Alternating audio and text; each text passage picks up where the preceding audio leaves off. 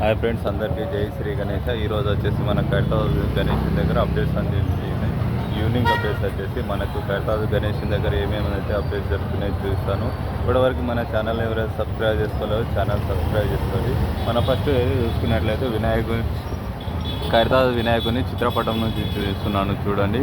మనకి ఈ సంవత్సరానికి వచ్చేసి మనకు 71 సంవత్సరం అవుతుంది మన కడతాజ్లో వినాయకుని పెట్టి ఈ సంవత్సరం అయితే శ్రీ విశ్వశాంతి మహాశక్తి గణపతి అనేసి ఈ సంవత్సరానికి అయితే మనకు వినాయకునికి అయితే పేరు పెట్టడం జరిగింది.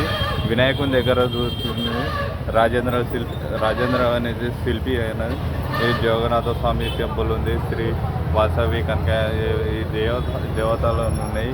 చూడండి ఏ విధంగా ఉన్నాయో మనకి వినాయకునికి ముందు ఏ చిత్రపటంలో ఏ విధంగా ఉందో మనకు పూర్తిగా అయితే వినాయకుని వెనకాల అదే విధంగా చేయడం. ఇక్కడ వచ్చేసి వినాయకునికి వచ్చేసి డొనేషన్ కౌంటర్, చందాలు విరాళాలు ఇవ్వాల్సిన వాళ్ళు వచ్చేసి ఇక్కడికి వచ్చేసి ఇస్తారు.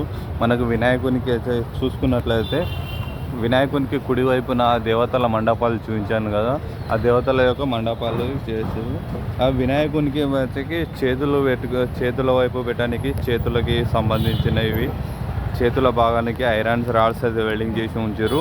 వినాయకునికి వచ్చేసి మనకి మట్టి తర్వాత వరిగడ్డి కావాలా ఫినిషింగ్లో వచ్చేసి వరిగడ్డికి వచ్చేసింది.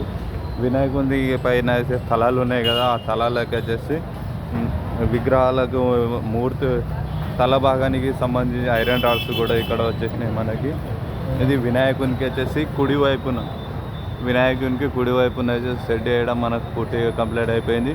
ప్లస్ ఈ మండపం స్టేజ్ కూడా అయింది. ఇది విగ్రహాలకు వచ్చేసి పాదాలకు చిన్నటి రాడ్స్ చేసినారు సైడు. ఇది మెయిన్ వినాయకుడు తర్వాత పెద్ద బడా గణేష్ వినాయకుడికి సంబంధించింది. ఇది ఇక్కడ కర్రలు సాయంతో మళ్ళీ పైన వరకు తీసుకొని వెళ్తారు. పైకి అయితే వాటికి వెళ్ళడానికి వినాయకుని దగ్గర పాదాలకి ఐరన్ రాడ్స్ అయితే బిగించారు. ఇక్కడ నుంచి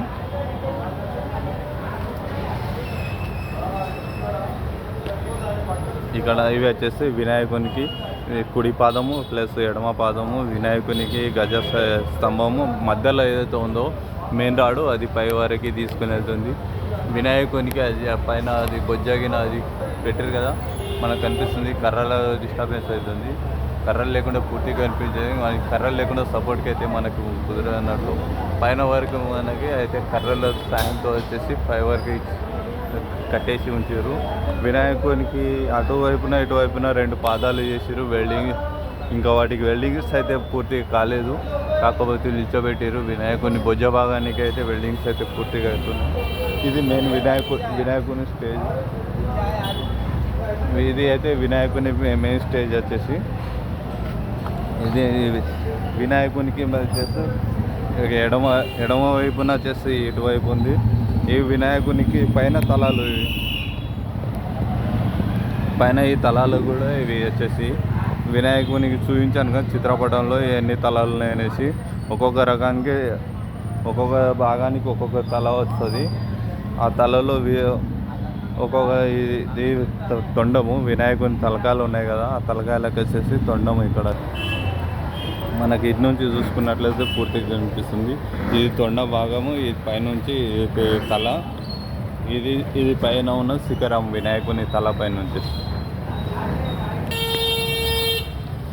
ఇక్కడ నుంచి చూసుకున్నట్లయితే వినాయకునికి షెడ్డు ఎడమ వైపున వచ్చేసి మనకు రెడీ అయిపోయినాయి.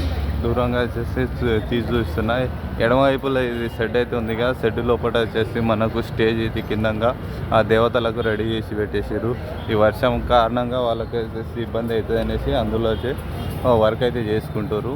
ఇది వినాయకునికి వచ్చేసి ఎడమవైపు షెడ్, ఇది మెయిన్ వినాయకుని షెడ్ పై వరకు. ఇక్కడ వచ్చేసి కుడివైపున షెడ్. ఇంకా వర్క్స్ అనేది జరుగుతూనే ఉన్నాయి. వినాయక చవితి దగ్గర రావడం వల్ల వర్క్స్ అనేది స్పీడ్లు పెంచారు. ఇప్పటివరకు మన ఛానల్ని ఎవరైతే సబ్స్క్రైబ్ చేసుకోలేరో మన ఛానల్ని సబ్స్క్రైబ్ చేసుకోండి. మరిన్ని నోటిఫికేషన్ మీకు డైలీ అందిస్తుంటా అప్డేట్స్.